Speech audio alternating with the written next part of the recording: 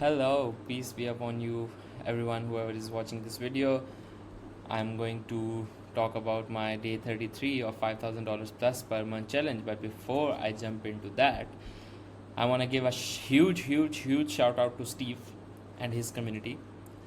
Long time ago, I think in February or March, I had a call with Steve, the onboarding call, and I went on a call. I was pretty much blank-minded, like I don't know, like what to talk about, but I was just doing onboarding calls in the communities which I liked. So I came across this community, I joined, I liked what Steve was doing, so I was like, let's have a call. I went to the call and we started talking about journaling because obviously this community is about habits. I love making habits and trying to utilize that. So I talked to Steve. I talked about journaling. I was struggling that time about journaling, like how to be consistent, how to do regular work, what kind of diary should I have, should I have a separate diary, each and everything. So there were so many things, small things, which Steve made so much clear for me that having a separate diary is good. One thing that really changed my journaling was doing journaling at the same place every day, same time. That was a life changer, to be honest. I do my journal on my desk and I adjusted my time, same time every day, almost same time. Like obviously 1 hour, 2 hour up and down is there because obviously my working schedule is different. So this, and then like we talked more about stuff. Can't wait to have another meeting with Steve, and I told in the community as well that this is how much value Steve provided me through literally a small onboarding call, like 30 minutes. So I'm really grateful. Thank you so much, Steve, if you're watching this. And I will be posting my daily journals in this community because it's about accountability, and this is so far the best community after our communities, of course. I came across, and I would love to. I already posted my yesterday's journal here, and I'm gonna be posting my journal, and I really want to mix up the audience of 2-3 different communities which I really like, and I want to bring them on the same page, accountability wise, habits wise, because in our community, Make Money on Upwork, we focus on habits, accountability, and the lifestyle as well. And I want my brothers, community members, to get more advantage of these kind of beautiful communities which people are providing so much value. So Steve is a great guy. Do check it out, guys, if you're someone watching and who's not in the Steve's community. Let's go with the day 33. I slept at 8:30 a.m. and woke up at 3 p.m. 3 p.m. to 3:30 was an Arabic class, language class, and it was a good class. I was very sleepy and I woke up. I opened up my laptop. I came on my desk and the teacher, he started asking me, okay, like tell me the Arabic of this line. Is this line, this line? I was like zoning out. And I was like, what was the meaning of that? And I realized as soon as you wake up and you do something that is so hard, not hard really, but pushing your brain limits, it helps you a lot. So it's good. Arabic language class tests my limits a lot, and I love it. And I purposely push myself to wake up earlier at this time because, again, as I told you yesterday, that I don't want to wake up late in the evening because it's a very kind of depressive time stuff. So 3:30 to 4 p.m. I did some project management, like replies, briefs. There were so many replies on Upwork, so many replies on WhatsApp and stuff. It was going on. 4 to 4:30 I had a meeting with Editing Skool. Editing Skool is a community not on Skool. Their name is just Editing Skool. I had a meeting with them. They have their own platform, their own website. So I had a meeting with them. I had an offer for them to collaborate in some ways regarding video editors, regarding our community members. So I wanted to mix both of them up. So it was a good call overall. I got to know a few things. I expressed what I really want to do, and I will be looking forward for their response very soon. 4:30 to 5, I took a quick nap. Quick nap is very easy. Just go sit somewhere, close your eyes, and just don't let yourself sleep, because if you sleep, you're gonna wake up late. 5 to 5:30, I went to mosque for the Asr prayer, middle prayer. 5:45 to 6:30, project management again. 6:30 to 7, met a guy from my society he was looking for job and looking for things going on, what's going around. And I was explaining him what we are doing, and he wanted to work remotely, so I was telling him. But obviously I was not hiring anyone, but because I live in a society here, people know me, I know people, and I like to help, and it should be like this. Everyone should be taking care of the neighbors, people around them, even though maybe the results does not come the same way, but still it needs to work that way. 7 to 7:30 Maghrib prayer plus open fast. Actually these two timings got mixed up because of ChatGPT. I will change it up later. 7 to 8 project management plus meal. This is correct. I was having a meal. I was fasting today, so after once I opened a fast, I went to pray Maghrib, and then I came back, did some project management while I was eating my main meal. Then I went to gym for 2.5 hours. I did leg. It was a crazy leg day. Literally, I was about to cry. Literally, I don't know what was happening, but still, it was tense. Literally tense. Although I didn't do too much weights and stuff, but still, I don't know. I felt too much, like uh, heavy while doing this, but I enjoyed it, of course. 10:30 to 12 dinner with family plus light work, plus I was sitting with everyone watching Netflix. There was some Korean series going on, so I was watching. It's been a while since I watched Netflix by my own, so I just sit with family, whatever they are watching I watch, and then just get up. 12 to 3:30 a.m. I was feeling very drained, feeling low, feeling sleepy, so I decided I don't need to push too much because then it results in burnout. So what I did was I was like, okay, never mind. I anyways get barely any sleep. So I was like, let's complete my sleep cycle. So I went and just slept. I actually slept until I wanted to sleep only until 1:32 a.m. and I put an alarm for that as well. I woke up, but then I was like, okay, no worries, I can sleep. I think no need to pressure so much, as there was not much work going on, and the team was taking care of it. Alhamdulillah for the beautiful members in my team, that if someone is unavailable, they take care of the things very well. So shout out to them, everyone. There are so many, I can't really name everyone.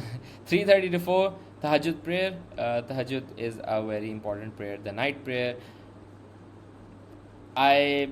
It's not something compulsory, but at the same time I feel very missed out, or it's a feeling where if you miss this, I feel like I'm missing it out. I shouldn't have missed it. It's a chance, a very important time to ask your God that whatever you want, and utilize it as much as you can. So for me, waking up early, half an hour before the main morning prayer, it's not a hard thing now anymore. I can wake up anytime, I can sleep anytime, so it's good. So I woke up and did this. 4 to 4:30 food, shawarma plus light work. I wrote in my journal, in my diary, that I don't know why I'm eating too many shawarmas nowadays, but I woke up, my brothers told me there was a shawarma in the fridge, so I was like, wow, they were eating at night, so I ate shawarma. It was Lebanese shawarma again, plus light work, like few replies and stuff going on. 4:30 to 5:30 as usual break, Quran plus Fajr at mosque. Very nice timing, I like I enjoy going out, which is a good feeling overall. 5:40 to 6:15 I did some Skool posts on schoolers, on different communities, so I can get started with the English posting to get connected with more international audience. It will open so many opportunities. I will be meeting so many different people, so that's what I did from 5:40 to 6:15. 6:20 to 7:15, this was a very good call with Harun Bhai. We were in a call and we recorded a small session, content session, of where Harun Bhai was explaining about the stages of gratitude and how we as a Muslim need to understand, and not as a Muslim, even anyone needs to understand, like by just being more grateful, how it can impact your life. Like imagine if I break my something happens, I broke my arm, and I'm still grateful. Why I need to be grateful in a situation like this where my arm is hurt? So the concept is you become thankful all the time, that thank God you are not dead, thank God it was not like your both arms. At least you have one arm. So the concept is, when you become more grateful, you get more. When you are happy with everything around you, even the worst things happening around you, you still be grateful that okay, I'm alive, okay, I still have my family, okay, I still have good people around me. So this phenomena of keeping that feeling inside you 24/7, it's a skill, and we all need to master it, because once we master it, our life changes completely. We don't get hurt easily. We don't feel sad or down or depressed easily. So it's something that we need to practice a lot more than we usually do, because not everyone is perfect. Even I'm saying this, I get hurt, depressed, sad sometimes, but I try not to, and I don't say it from my mouth as well that I'm sad or down or depressed, even though when I am, you have that feeling sometimes, because it's not something that we can refuse or ignore. But at the same time, be content with yourself, be grateful for whatever you have. That makes you feel good, and that makes you forget what's bad happening to you. So that's the whole concept. I was just telling the few basic lines what we were discussing, but obviously there's a detailed theory what we were discussing, the ways of being grateful, how you become grateful, not just by saying I'm grateful, by showing it in your actions as well. So there are different stages, different paths. I'm excited to when it comes out. Reflection. Felt lazy and low, so I decided to sleep at night instead. Whenever I feel low or lazy or down, I just sleep, and sleeping is the best therapy. Even still now, right now, I have a headache, still had some headache and low motivation. I was like, I don't know what to do. I was confused, low motivation, headache. It's part of the hustle.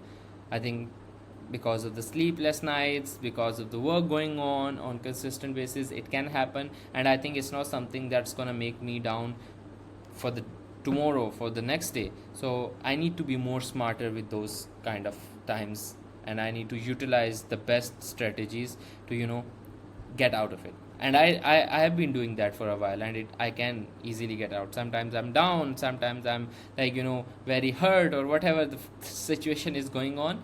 You take a rest, you take a step back, you calm down, and then you come back. So it's Friday today. I still have one more working day, which is tonight. Obviously sometimes I work on Saturday and Sundays as well. Sundays I work anyways. Saturday I try not to work, at least on screen, but still the work is going on, even on the diaries. So it's good to take a step back, take some rest, enjoy things without so it saves you from the burnout. I don't want to get burned out, and it's very easy that you can get burned out. Planning to take some screen time off before night and push harder on the last day of the week, inshallah. Inshallah means only if Allah wills. If you are someone who is not familiar with Arabic words, we use this phrase a lot, and we believe this phrase a lot. It's something that is in our heart, that if our God does not will, it will not happen. So whatever we say that I'm gonna do it tomorrow, or the day next day, or I'm gonna do next, is we say only if God wills. So that's the very beautiful concept. It's like, it's not just a word only. Priorities for the next day: complete podcast edit, push focus for the last day of the week, outreach plus Skool client meetings. Yes, I have these priorities. I do have more small little tasks, but most probably I will be sleeping after a while, like a half an hour before I wake up for the Friday gathering, Friday prayer, because it's a holiday. It's a main important day in Muslim religion. If you're someone who's not Muslim, I don't know, I keep saying that because I'm assuming that there must be so many people who are not Muslim, and they're not familiar with how the Muslim cultures work. So I keep explaining that this is a gathering where everyone around the society, around you, they come together, pray the namaz, do the prayer together. It's called gathering. The literal meaning of the Jummah prayer is the gathering prayer. So it's a concept where everyone gets together. It's the same concept in Jewish religion as well. It's the same concept in Christianity as well. On Judaism, I think it's Saturday, but it's in a different stages, different ways. And in Christianity, it's Sunday. as we all know. So like we have this Friday, and Friday is kind of off. We are supposed to keep the work away on Friday and get back after the Friday prayers and stuff. So that's the concept. I hope you guys liked what I explained, and do let me know if you guys want to hear something else from me. Thank you so much.